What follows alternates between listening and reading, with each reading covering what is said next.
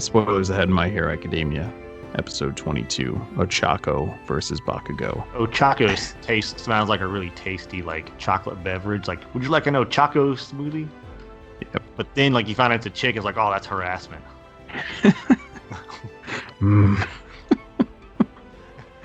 So, the whole match is Ochaco's... The only way she can win is if she can touch Bakugo. He's standing still in the middle and just launching blasts at her. Yep. And essentially the whole time, she's just getting destroyed, but keeps getting back up. She's staying low to the ground. And the only two people who realize what she's doing before the actual story reveals it are Monoma, the annoying guy on Class 1B, and Aizawa, the cool professor dude that everyone loves. And the crowd starts to turn on Bakugo, like, oh, just finish her already, you piece of shit, and all this stuff. Because it looks like he's toying with her, but in actuality, he's treating her like he would, you know, he's using some strategy, seemingly. And he's kind of like, he's treating her like she's an actual threat, because she is.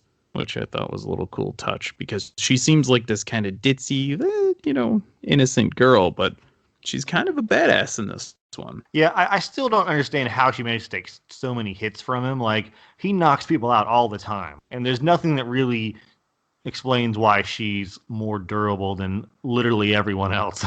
She has this really cool moment where there's a lot of smoke around, and she takes off her coat, like her sweater thing, and throws it up in the air, so he thinks it's her, and then she, goes in to try and grab him so she can float him out of the ring, but he manages to, because whether you like him or not, he's very fast. Like that's like he's very physically gifted, so it's it's pretty cool. But it turns out that the whole time that he was blasting up the ring, she was floating all the pieces, and you look up overhead, which is such a cool thing.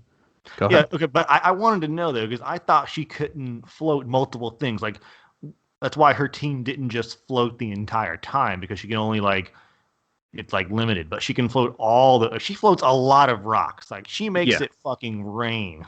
Tons of, unbelievable amount of them. Like, a quarter ton of rubble. Like, this is an entire driveway being dropped on your head. It's pretty awesome looking. It's a really cool scene. So she kind of screws up, though, because she's like, well, Bakugo, thanks for keeping your eyes on me.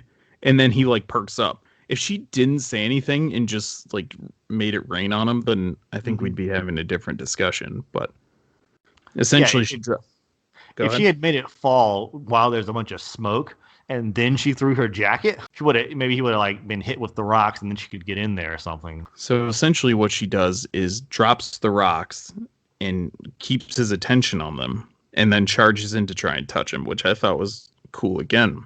Because even though her whole strategy was to float the rocks, she didn't bank on that working.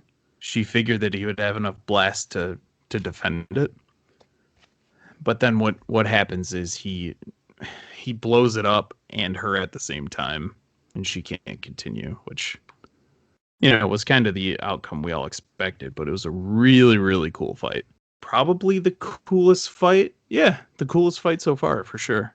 Deku visits her in, the infirmary, and she's like, oh, man, I lost. She's still all perky and shit, even though she just lost. It's pretty entertaining.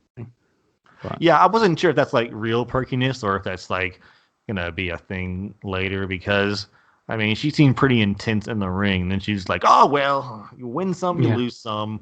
You don't usually risk getting multiple concussions on a win some, lose some kind of mindset.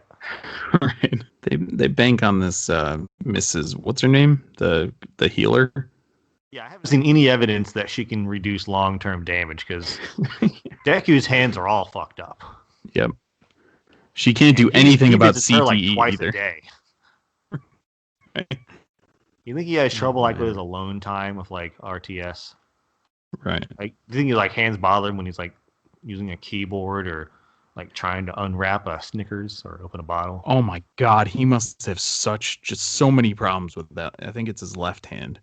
It's all scarred to hell. So anything the weather changes, it gets really cold, and he's gonna feel it in his hand. Yeah, imagine like brain damage with these kids. It's like she's not even gonna know what's happening. Can't reverse anything. Season 12. See, chronic traumatic injury starts to show up on all the heroes.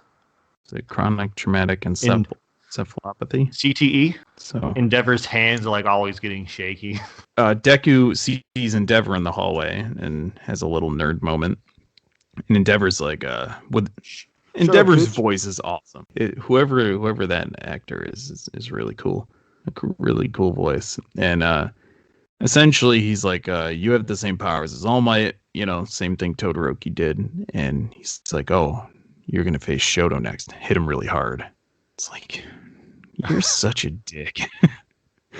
Deku actually stands up for him, and Todoroki's like, I'm not All Might. Todoroki isn't you. It's like, damn, get him, Deku. It's like, usually I figured he'd be like a little bitch and like, yes, sir. No, he stood up for him. So next episode, Todoroki versus Deku in round 2. Not the finals, not the semifinals. Round freaking 2. I'm pumped for this.